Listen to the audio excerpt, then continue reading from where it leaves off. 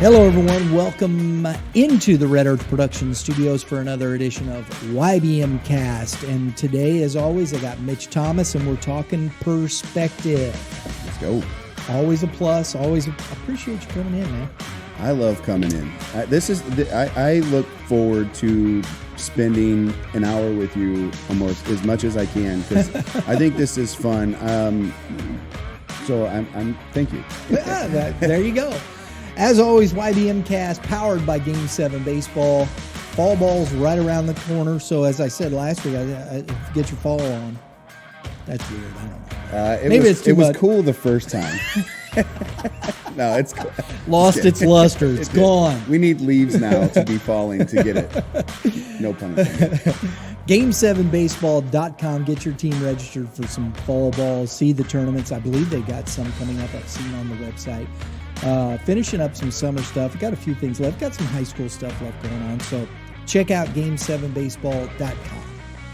They do a great job over there. They do. I've known, heck, it's funny because I've known Dave Schmidt since our kids, my son and his son, started in machine pitch at St. Peter's Athletic Association the same year. I think it was his oldest boy. So we were pitted against each other and whatnot, and met the Pinnings when they were doing Super Series baseball with his dad and whatnot, and we were playing 8-9U baseball in Super Series. And so these guys have been around baseball a long time. Pinning family running tournaments. They're both good dudes. I've known them a long time. It's why I work with them. It's why we partnered together. It's fun. It's enjoyable. We get out. We love to watch the tournament baseball. And they're great partners to work with. They are. I got a chance to meet them a few weeks ago when our 15U team was playing over there, and so I introduced myself to them.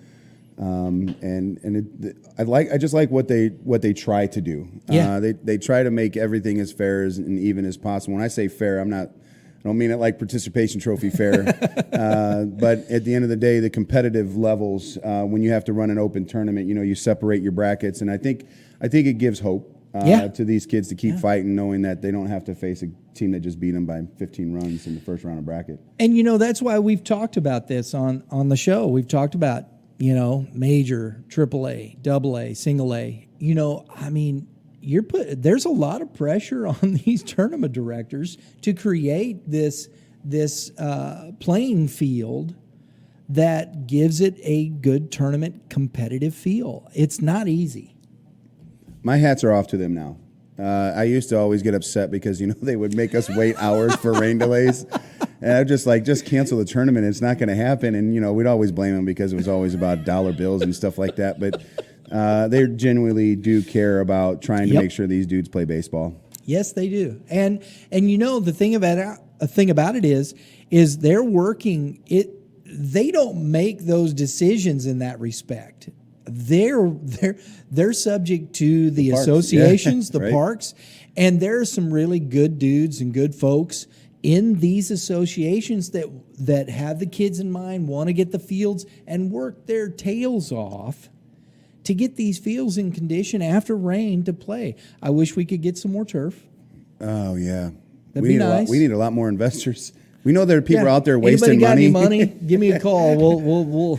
Well, I want first if you can buy me a hunting property, I'll take that, and then we can buy. Oh, that's not what we're talking about. I thought we were just wanting people to waste money. Baseball, baby, baseball. I'm sorry. Okay. Well, it's in the winter. Nobody does baseball in the winter. That's a lie. Everybody does baseball in the winter. We do our winter workout tour. There you go. Well, hopefully you come see us because you missed us this year. We got dude, give me a call. We'll get you on the schedule. I'm just kidding. We're looking. Did you even know about me a year ago? I don't think so. See, no. There's a lot of people that don't know about the hitting zone. I didn't know where it was at and whatnot. And we're throwing out our invitations to our winter workout tour for 2022. Let's go. And so be on the lookout. I'll get you a purple shirt. Hey, that's cool. We're going to be sending out some invitations. I already started. I've already put out some invitations to some clubs, and so we're waiting on some response. So we'll probably get 4 clubs again in this year. I think that's a good number. It worked well for us last year, and gave us an opportunity to really focus on that. So we're looking forward to the Winter Workout Tour, as always, powered by Game 7 Baseball. Ta-da! There you go. Got to get them guys in. And that's what we do. We do a lot of sports videography. So if you need some help with your club, promoting your club, we'd be happy to help you. Give us a call at 636-400-3199. We'll be happy to help. Red Earth Productions, LLC. That's the company, actually. That's our company. We produce Youth Baseball Midwest. So there you go. People are like, shut up and get on to baseball. All right, we are. We're going. We're getting there. IQ test. We're working through tryouts. We finished up our conversation last week about the IQ test. And what does that mean? What is baseball IQ? What do you see with that? I think very simplistic. It's knowing what to do in situations. It's the pre-pitch, knowing what to do with the things without the baseball being in play. What are we doing in given situations and things like that?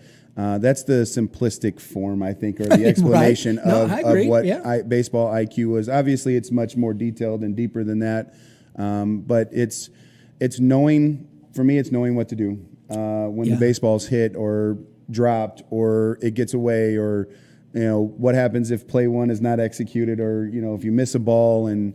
We always talk about making one mistake's all right, but making that second one, we need to control. So I think IQ is very simple. Know what to do. Just knowing what to do in the game of baseball. And I think I think these things are key in life as far as when you're talking about IQ. And I think it can be taught. I think baseball, I think anything that way. Are there kids that just kind of naturally just do things that way and you're just like, wow. I wish I was that lucky. Right. I had Jack Buck. So Jack, you talk about being learning IQ. I feel like the IQ that I've learned is from watching and hearing, or listening, I should say, not hearing. But and I think that's a real thing too. Every baseball game I watch, there's the guys on television or girls on television are talking about situations.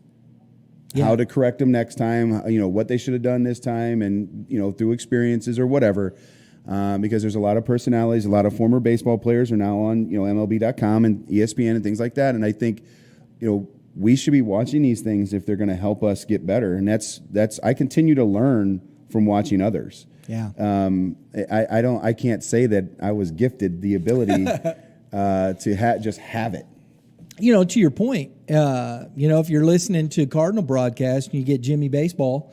Because he's got a son playing youth sports in St. Louis, he's in the travels. He talks about it quite frequently, actually.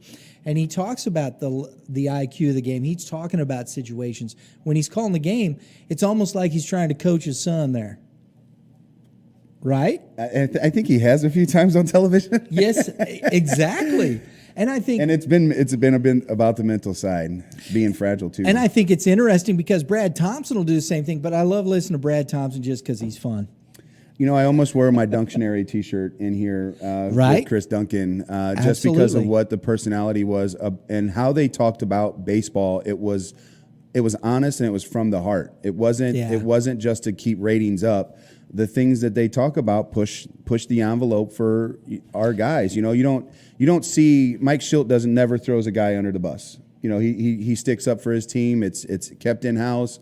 Brad Thompson goes out there and says, "Hey, we got to be better, but they have to do this." And usually it comes down to adjustments in the mental side of the game. And so it's very fun to hear them talk because of their experiences and then how they talk about mental toughness, IQ, things like that. Miss Chris Duncan, man. He was fun. He was a blast. I mean, I actually I know he had some success in the big leagues, but hearing him on the radio was just. I wish he could be on there 24 hours a day. It was fun because he was. Yeah. Did you see the Dunctionary T-shirt? It's got like 16 of the man sodas and stuff like that. I love that shirt. I almost wore it. You have to bring it busted out one of these times. I will. Here. I don't want to wash it though. It's cotton and I'm too large and it's going to shrink on me. Just don't dry it. That doesn't work. I swear it doesn't work. All right. I don't know. It might. We got baseball moms out there. Please let us know. Put it in the comments. If it's 100% cotton, Does it matter if you just wash it and not dry it? If you just hang it dry, will it still shrink a little? What's the shrinkage? We need some information from the baseball moms. You got to be careful how you ask that, though. Oh, dude. We're talking T-shirts. We have to have some humor. Talking T-shirts. Sorry. Keep it clean. Keep it clean. I did. I let the mind do it. We are keeping it clean. We're washing T-shirts, man. man. There you go. I'm letting the mind go where it wants. Right. So, anywho, we're talking about IQ. And this is something, okay, this is a foundational piece that my dad taught me. It's something he's taught as a minister and things that are foundational in my own life, in my faith and whatnot. And I talk power plus attitude equals performance. And we talk about power. It's a very common thought process, power, knowledge. But when you're talking about IQ, it's more than just the knowledge you have. There's a lot of kids that know things.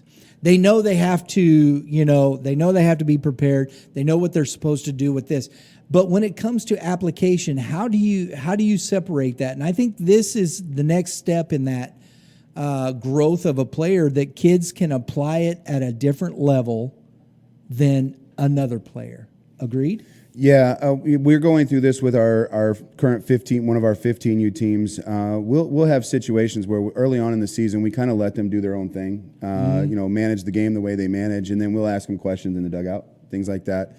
They all knew the answers, right? But so there's the knowledge, but they couldn't figure it out when things happened. Ball gets put in flight, and who goes where to cut, and if it's in this situation or this bunt coverage, or why we run first and thirds a particular way. And those are the things that get lost. And I feel like IQ isn't the same as like what we read in a book, and when we get tested for how smart we are for the world or whatever. Baseball IQ is just very different. And so it starts with a line of communication. I think that's how IQ can be created or developed, is if we create communication. And so again, I like that thought process. The knowledge is always there because we always talk about it, right? But we never force our kids to have conversation about applying that to the game situation. Nobody out, nobody on. The catcher addresses, hey, nobody out, nobody on. Watch the small stuff. Outies, we're shooting two, infield, across the diamond, here we go. And then guy executes a pitch. What happens if he hits a double? If nobody says anything and it's a comebacker to the pitcher, usually when I was taught as a catcher, I said, hey, check him. The ball was hit. I said, check him, and then go one or whatever I needed to say. Or if it's a slow roller or, things like that. Does that become part of your mental does that become natural in your everyday? That's what IQ is, in my estimate, intelligence quotient. How do you function every day, right? And it's not just, as you said, not just a test. I can figure this out. No, you have to be, your intelligence quotient has to be what you can, how you can perform on a daily basis in society, in what you're doing. So the society that we're talking about is the baseball diamond, right? Absolutely. Yeah, it's an interesting dynamic. I have watched, in going through the tryout process, I have watched kids who know what's going on, but don't. When it comes time to execution, the kids who have the same knowledge, when it comes time to execution, they're dialed in, they're locked in, they're focused, or whatever it is. But those kids are always talking, they're always communicating, they're not afraid to say the wrong things. And I feel like in baseball there is not really a wrong answer, except for I don't knows. And so when you ask a kid, their thought process, and they, ground ball back to the pitcher, kid's yelling 3. Why did you yell 3 when the right play would have been to go 1? Because it was glove side. Right. So it didn't really take him to that the ground ball didn't take him to that position. So why would we go here when we should have went there? This is what I saw. Great answer. But kids are so afraid to do those things. I feel like that doesn't allow the information to sink. This is what I did, Coach. Okay, all right. But okay, so now we can have that discussion. All right, now This is why you thought this. This is what we want to do. This is how we need to. This is the basis of the game. And that's teaching moments. That builds the IQ. It builds the IQ. And I think that's what makes me the coach that I am, because I spend a lot of time doing the end game stuff, because you cannot. Practice is such an easy thing to do because we're talking about it, and then I hit it, or a coach hits it, and it's perfect. We just talked about it. It's done. It's over with. But what happens when 10 games go by or 30 days go by and we don't have another situation like that? There is the kicker. Now I'm going to throw this in just because it's funny to me. Justin can relate to this, but the favorite saying there is, hey, if you wanted to watch the game, why don't you just buy a ticket? I'm sorry, I couldn't help it. You've heard that, right? Yeah, and I go through that on a routinely basis. And again, these are high school kids. And yeah, I know it's fun, but that is baseball. That's something that kind of can get their attention though a little bit. Sometimes you say, you don't have to say me, just hey. It's me. But I'm okay if it is. I don't think it is me. I don't. I'm different with some of this stuff. Oh, that's just me. No, it's not. You want to watch the game, buy a ticket. Otherwise, we need to come out here and play the game. So here's how we play the game. And when you're talking, I loved your point here about, you've gone a stretch of 10 games, and that 10 games fits over 30-day period because you're playing tournament baseball or whatever the case may be. Okay. This is where mental focus. There's mental focus and there's physical focus. You're training your body to be physically focused. That is muscle memory. That is, we talk about muscle memory. You're doing the same thing over. Muscle memory, that's physical focus. You're lifting the weights. You're doing the things to put your body in the best physical focus it can be in. Well, but if you don't train your mind the same way, the body cannot follow the mind properly no matter how athletic you are. Because if I'm standing out there, and I'll give this example, we've played the game knockout. And when you see the knockout, the guys that are usually at the end are the most gifted. Because if you know the ball is coming to you and you know how to field it, it becomes a very smooth and fluid. And you can see where kids are better at those things than others, right? Oh, yeah. I know the ball's going to be hit to me. The difference in a game is I don't know the ball's going to be hit to me. I have to believe that. There's a different mindset and a mentality. Hit me the baseball, please. I believe that the ball, every pitch is going to be hit to me. And that becomes a whole different dynamic, right? It's the staple. I mean, isn't that what every high-level coach, I think, is saying the same thing? You got to be the guy that wants the ball, right? Whether that's the pitcher throwing 3 strikes or, catcher throwing a guy out, like, you have to want to do those things. You can't just hope or wish, because it doesn't work that way. And I was telling, we had a game last night. We were playing 15U Slava. We're in a loser's bracket, and we're playing the JC Blazers. It's a pretty good team. They're a super competitive group, and we go out and we make some mistakes. Right. And granted, we give up a couple runs. They come back, get 1 or 2 ahead of us. And I'm thinking, okay, at some point, somebody's got to do something to stop the bleeding. This far outside the glove, he's still standing up. This far outside the glove, he's still standing up. This far outside the glove, he's still standing up. And I'm thinking to myself, at what point does that kid just do it? Right. And it doesn't matter if he makes the play or not. It says something to your pitcher. And again, it's like, what are you playing for? Are you afraid of getting hurt, so this is about you, or is it about us? Just right. Those are the kinds of athletes that's why the way I host tryouts, I want that kid. Mm-hmm. I want the kid that's the ball's just out of range, he's diving for, but again, the physical, mental side, whatever, he has to mentally want to do that.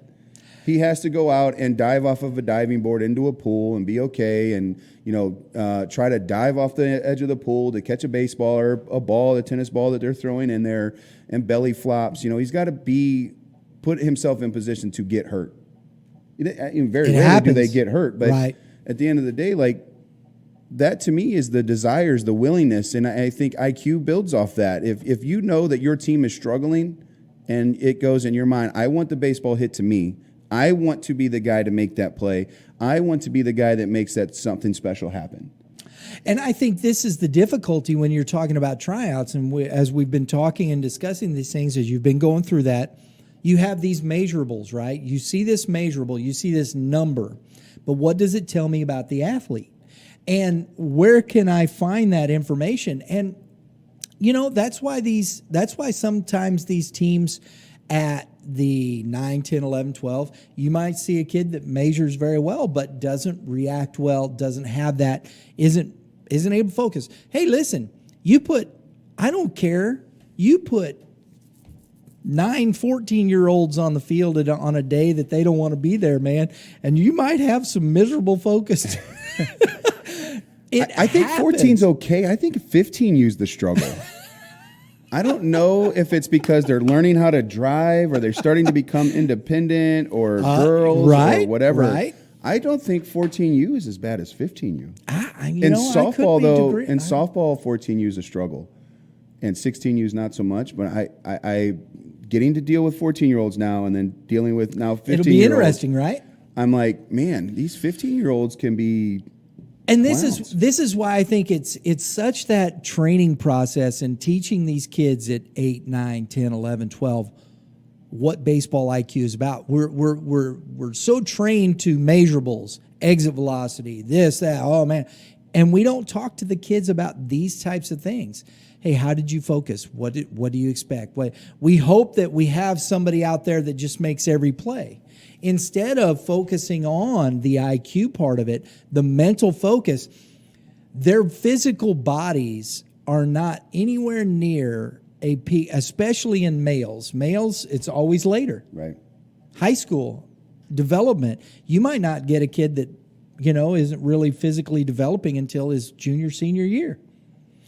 So you have some of these kids that do, and that's why you have Mutt and Jeff on these teams, right? Mm-hmm. So when you're dealing with that, I think this is why it's so important that 9, 10, 11, 12, through that time frame, that you're really focusing on these things.